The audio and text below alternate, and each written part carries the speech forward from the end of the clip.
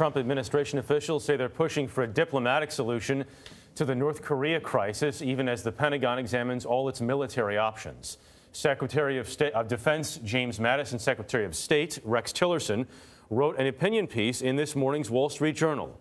They say the U.S. is not interested in regime change in North Korea.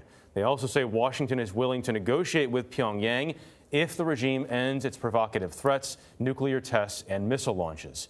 Ben Tracy is in Beijing with new reaction from North Korea. Ben?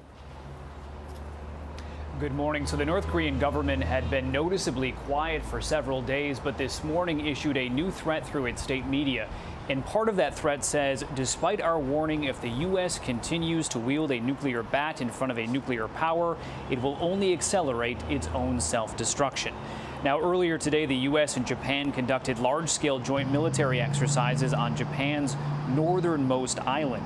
And over the weekend, Japan installed 4 missile interceptor systems, which could be used to shoot down North Korean missiles that fly over Japan.